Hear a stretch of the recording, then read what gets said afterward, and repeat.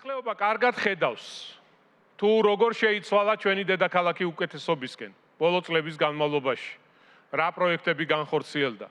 და ძალიან მიხარია, როდესაც ყოველდღიურ რეჟიმში ხვდებით მოქალაქეებს და ისინი მადლიერებას გამოხატავენ.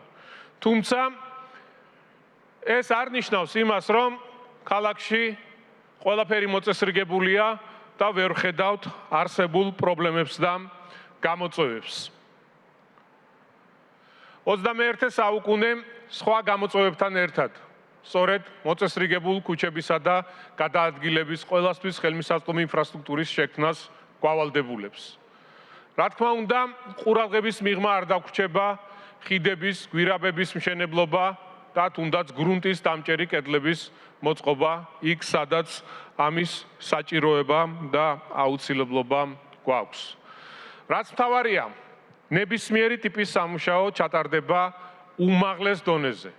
პირველ რიგში მოწესრიგდება დაზიანებული მიწისქვეშა კომუნიკაციები და შემდეგ მოეწყობა საგზაო ინფრასტრუქტურა, რათა ჩვენს მიერ გაწეულმა სამუშაომ ათეულ წლებს გაუძლოს. ძირითადი პროექტები ესენი არის გზების მოწყობა, რეაბილიტაცია, ხიდებისა და გზაგამტარების მშენებლობა, რეაბილიტაცია, ფერდების გამაგრება, კულტურული მემკვიდრეობის ძეგლების რეაბილიტაცია, თბილსერვისის მიერ განსახორციელებელი საომავლო პროექტები და ასევე ბაგაბაღების სააგენტოს მიერ განსახორციელებელი საომავლო პროექტები. რაც შეეხება უშუალოდ კონკრეტულად გზების რეაბილიტაციას.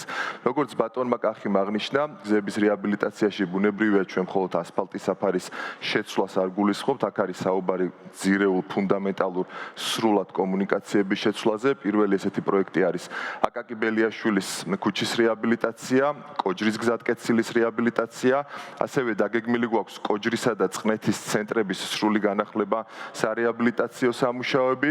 განსხვავებულად უფრო მასშტაბური პროექტები ეს არის რუსთაველის, ვაჟა-ფშაველას და გურამიშვილის გამზირების რეაბილიტაცია, ასევე დაგეგმილი გვაქვს გორგასლის და გოძიაშვილის ქუჩების სრული სარეაბილიტაციო სამუშაოები.